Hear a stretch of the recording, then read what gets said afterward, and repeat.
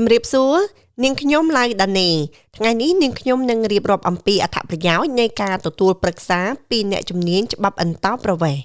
បងប្អូនមួយចំនួនតែមានចិត្តស្ទាក់ស្ទើរនៅក្នុងការទទួលប្រឹក្សាពីអ្នកជំនាញប៉ុន្តែគ្រប់គ្នាសុទ្ធតែចង់ទទួលបានជោគជ័យលើសំណុំរឿងរបស់ខ្លួនតាមបទពិសោធន៍របស់យើងខ្ញុំកន្លងមកយើងសង្កេតឃើញថាបងប្អូនដែលទទួលបានជោគជ័យលើសំណុំរឿងរបស់ពួកគេ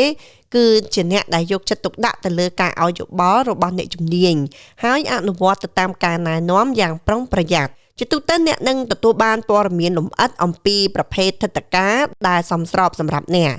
មានមនុស្សជាច្រើនដែលគិតថាខ្លួនឯងគួរតែដាក់ពាក្យសុំថវិកាប្រភេទនេះឬក៏ប្រភេទនោះដោយភាពមិនច្បាស់លាស់ប៉ុន្តែនៅពេលដែលអ្នកទទួលបានការណែនាំពីអ្នកជំនាញអ្នកនឹងឃើញច្បាស់ថាប្រភេទថវិកាមួយណាដែលត្រូវនឹងស្ថានភាពរបស់អ្នកបងប្អូនជាច្រើនមិនទទួលនៅការប្រឹក្សានោះទេ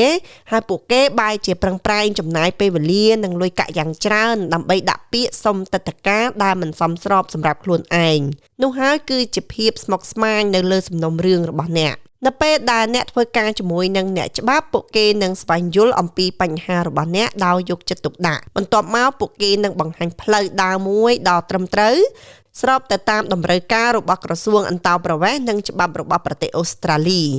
ចំណុចពិសេសមួយទៀតប្រសិនបើអ្នកធ្លាប់ធ្វើកំហុសលើសំណុំរឿងរបស់អ្នកច្បាប់អាចផ្ដល់ដំណោះស្រាយឲ្យអ្នកទាន់ពេលវេលាការទទួលបានប្រឹក្សាគឺធ្វើឲ្យអ្នកចំណេញពេលវេលានៅក្នុងការស្រាវជ្រាវរកព័ត៌មានដែលត្រឹមត្រូវហើយក៏ជៀសវាងពីការទទួលបាននូវព័ត៌មានខុសដែលចេញពីប្រភពមិនច្បាស់លាស់មានហេតុផលមួយទៀតដែលបងប្អូនមួយចំនួនតែងតែមានចិត្តស្ទាក់ស្ទើរនៅក្នុងការទទួលប្រឹក្សានោះគឺការព្រួយបារម្ភថាគ្មានជំរើសនៅក្នុងការធ្វើការងារជាមួយនឹងភ្នាក់ងារអន្តោប្រវេសន៍ដទៃទៀតត្រង់ចំណុចនេះសូមចងចាំថាបន្ទាប់ពីអ្នកទទួលបានប្រឹក្សាជាមួយនឹងអ្នកច្បាប់អ្នកមានសិទ្ធិពេញលេញនៅក្នុងការសម្រេចចិត្តបន្តធ្វើការជាមួយភ្នាក់ងារនោះ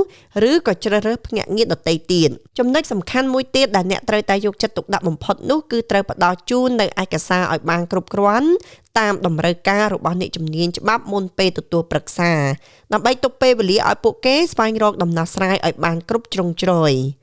សូមចងចាំថាការទទួលបានព័ត៌មានត្រឹមត្រូវមានតម្លៃណាស់សម្រាប់សំណុំរឿងរបស់អ្នកដើម្បីទទួលបានការប្រឹក្សាពី Oswald Migration and Education សូមតាក់ទងតាមព័ត៌មាននៅលើអេក្រង់នេះសូមជម្រាបថាយើងគិតថ្លៃសេវាសម្រាប់ការផ្ដល់ប្រឹក្សាដំបូងប៉ុន្តែគឺនៅក្នុងតម្លៃសមរម្យណាស់សម្រាប់បងប្អូនទាំងអស់គ្នាសូមអរគុណសូមជម្រាបលា